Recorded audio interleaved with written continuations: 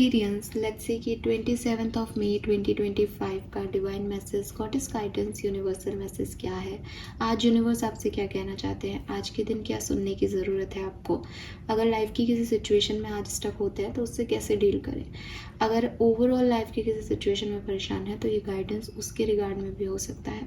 So let's see कि 27 of May 2025 के लिए यूनिवर्स का मैसेज आपके लिए क्या है। Please universe, please divine power, please spirit guides, please give me the correct message. Thank you. Thank you so much. Please give me the correct message for Kumbh Rashi. Thank you. Thank you so much. Please spirit guides, please guardian angel, please archangels, please come and guide me for Aquarius. Thank you. Thank you. Alright. We have home. And we have Source. All right, beautiful energy. And one card from your subconscious mind. Thank you. Self-compassion.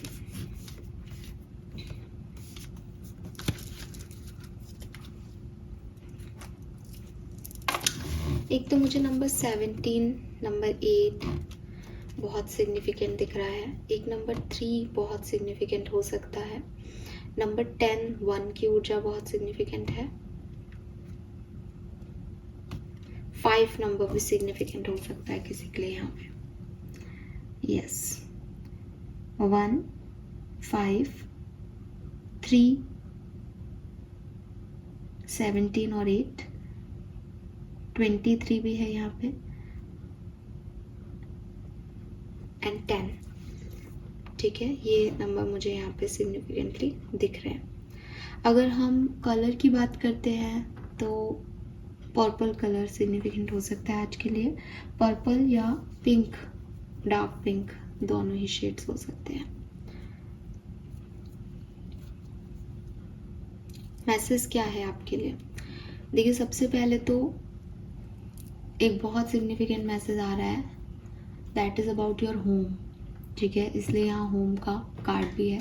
But इससे पहले कि मैं इस card की message को आपको दूँ, जो मुझे लगता है, ऐसा लगता है जैसे आपका घर आपको बुला रहा है। तो अगर आप घर से दूर रहते हैं तो प्लीज़ अपने घर को विजिट करके आइए।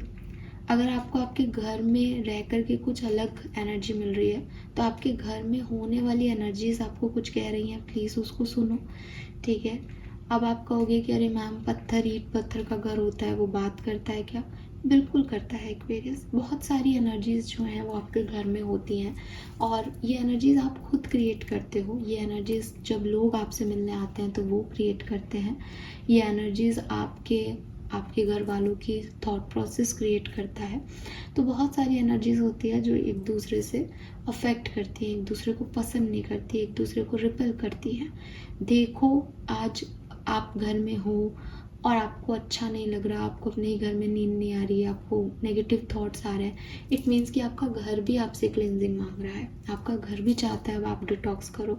आपका घर भी कह रहा है यार, बहुत लंबे समय से मैं इस एनर्जी को देख लिया, आप चेंज करो, अदरवाइज़ ये तुम्हें हार्म कर देंगी। एनर्जीज तुम्हारी थॉट प्रोसेस में जा रही हैं अब, ये नेगेटिविटी। तो अगर आपको अपने घर में आकर के बहुत सुकून मिल रहा है, आराम मिल रहा है, देन अगेन आपके घर की एनर्जी बहुत, वाइब्रेशन बहुत अच्छे हैं, उसको पॉजिटिव थिंकिंग में यूज़ करो, अच्छे से सो, नींद पूरी करो। तो ये सारी जो चीज़ें हैं वो आपको कुछ ना कुछ कहती हैं। घर की ईंट नहीं बोल रही, लेकिन घर की एनर्जी बात कर रही है। तो या तो आप दूर हो तो आपको घर बुला रहा है, और नहीं तो आपका घर आपसे कुछ कह रहा है।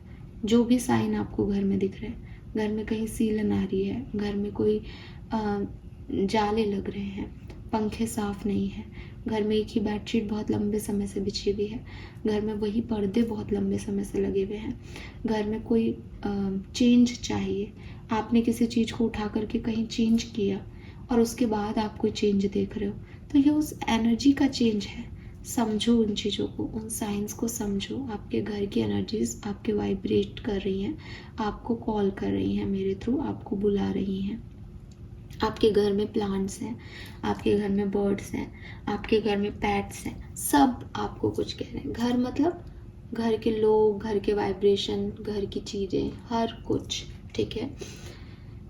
नाउ ये मैसेज मुझे सिग्निफिकेंटली आ रहा है बिकॉज सोरस में भी वो घोड़े पे चल के कहीं जा रही है, तो ऐसा लगता है जैसे घर की तरफ जाना, जैसे अब घूम लिए, बिखर गए, संवर गए, अब घर चलते हैं, अब अपने आप से मिलते हैं।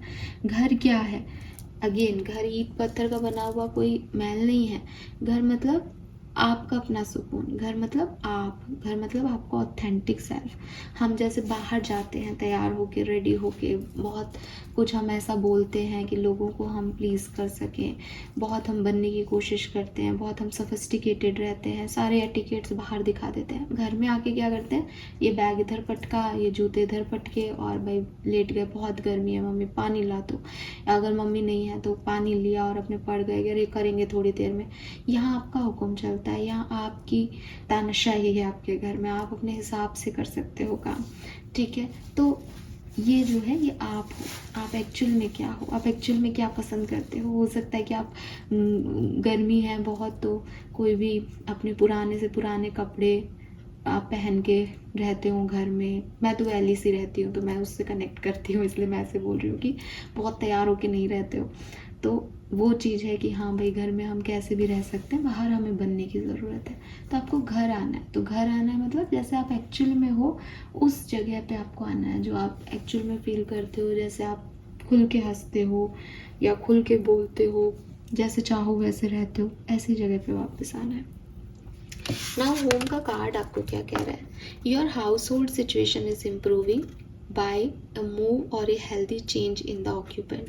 तो हो सकता है कि आपके घर में कुछ चीज़ें हैं, ठीक है, कुछ मटेरियलिस्टिक चीज़ें हैं, सोफ़ा है, बेड है, कोई और चीज़ है जो चेंज मांग रहा है, वो वहाँ पे सही नहीं रखा, वास्तु के हिसाब से वो सही प्लेस्ड नहीं है। देखो वो क्या है और उसे चेंज करो, ठीक है, ताकि आपके घर की एनर्जी कहीं स्टक है तो वो मूव हो सके, क्योंकि उसको मूवमेंट चाहिए आपके घर की एनर्जी को। तो ये क्या है ये पता करो और इसमें चेंज करके देखो, और आपकी हाउस होल्ड सिचुएशन इम्प्रूव हो जाएंगी। आपको टेंशन लेने की ज़रूरत नहीं है। अगर आप किसी चीज़ को टेंशन ले रहे हो कि ये काम करना है पर हो नहीं पा रहा, हो जाएगा, उसकी टेंशन मत लो। बट जो चीज़ें आप कर सकते हो, जो आपके हाथ में है, उनमें थोड़ा बदलाव करो ताकि चीज़ें जो है वो मूवेबल एनर्जी में आए। एक ही एक जगह चीज़ों को कभी नहीं रखना चाहिए, हमेशा ऑब्जेक्ट्स को थोड़ा सा चेंज करते रहना चाहिए घर में, उससे एनर्जी फ्लो बना रहता है। बहुत लंबे समय तक चीज़ें एक ही जगह रहती हैं तो एक ही जगह एनर्जी जो है वो रह जाती है। मंदिर में बार बार मूर्तियों को चेंज नहीं करना चाहिए क्योंकि हम चाहते हैं वहाँ एनर्जीज रहें वैसी ही, लेकिन घर की एनर्जीज नए लोग आने से बदलती है, अच्छे लोग आने से बदलती है, बुरे लोग आने से बदलती है, तो वो मूवेबल रहे तो अच्छा है। देन वी हैव सोरस। You are a magical person who can manifest your clear intention into reality. कुछ चाहिए तो मांग लो, क्लियर मैसेज है आपको। अगर चाहिए कुछ तो किसी भी मैनिफेस्टेशन के तरीके से वाटर मैनिफेस्ट कर लो, जनरल लिख लो, स्पेल वर्क कर लो, किसी भी तरीके से अपने मैनिफेस्टेशन को आप कंप्लीट कर सकते हो। ट्रस्ट करो, फेथ रखो और आगे बढ़ो इस सिचुएशन में। आपके अंदर वो पावर्स हैं इस समय। जब मैं ये रीडिंग कर रही हूँ तो न्यू मून है, ठीक है, जिस दिन मैं रीडिंग कर रही हूँ आज ही के दिन न्यू मून है और आपको कल मॉर्निंग में मिलेगी रीडिंग। तो न्यू मून की एनर्जी अफेक्ट करेंगी। न्यू मून में मैनिफेस्टेशन बहुत स्ट्रॉन्ग होता है, और अगर न्यू मून को नहीं भी मानो तो आपकी एनर्जीज, आपका हाउस होल्ड सिचुएशन, आपकी नॉर्मल एनर्जीज बहुत मैजिकल वाइब्रेशन में है। आपके लिए चीज़ें हो सकती हैं, आपकी हाउस होल्ड सिचुएशन भी सुधर सकती है और आपके लिए काम भी हो सकता है, तो do it. Then we have self-compassion. Embracing imperfection help you find strength. Again, कुछ लोग हैं जो आपको कहेंगे तुम बुरे हो, तुम गलत हो, ये तुम सही से नहीं करते। आप भी अपने आप को इस तरह की बातें कह सकते हो कि मैं इम्परफेक्ट हूँ, मेरे में ये चीज़ नहीं है, मैं ऐसा नहीं हूँ, मैं वैसे बात नहीं करता, मैं गुस्सा करता हूँ, या मेरे को चीज़ें हैंडल करनी नहीं आती। आपको अपने अंदर बहुत सारी कमियां दिखेगी। अपनी इम्परफेक्शन को अपनी स्ट्रेंथ बनाओ, अपने इम्परफेक्शन को अपनी वीकनेसेस मत बताओ। लोगों को तो बिल्कुल मत बताओ कि भैया मुझे गुस्सा जल्दी आता है, लोगों को तो बिल्कुल मत बताओ कि भाई तुम कैसे हो। लोगों को अपनी स्ट्रेंथ दिखाओ, अपनी पावर्स दिखाओ, और जो तुम में इम्परफेक्ट है वो ऐसे कह के दिखाओ कि अच्छा तुमको ये नहीं है, भाई हमें तो है, मैं तो ये नहीं सहता, मैं तो गलत बात बिल्कुल नहीं सहता, मुझे तो फिर गुस्सा आ जाता है। ये मत कहो कि अरे यार मेरा टेम्पर लूज़ हो जाता है मैं गुस्से में कुछ भी, ऐसे मत बताओ, मतलब मैं गलत चीज़ नहीं सहता, ठीक है। तो अपनी जो भी इम्परफेक्शंस हैं उनकी हेल्प लो और अपनी स्ट्रेंथ जो है वो क्रिएट करो। अपने माइंडसेट की ग्रोथ ज़रूरी है इस समय आपकी। और जैसे कहते हैं ना कि सेल्फ कंपैशन, खुद को ही टालना, खुद को ही रोकना, खुद को ही बुरा मानना, खुद को ही गलत मानना छोड़ दो। दुनिया में बहुत लोग गलत हो सकते हैं भी, ठीक है। आपकी कोई गलती नहीं है, आप हर जगह गलत नहीं हो एक्वेरियस, तो ये चीज़ समझो आप। फाइन। सो आज मैंने अभी जून की भी प्रिडिक्शन की है सो मैं बहुत थक रही हूँ, तो आई गेस इतनी रीडिंग, इतने मैसेज सफिशिएंट है। लेट्स सी कि आपके लिए कर्मा कार्ड क्या है।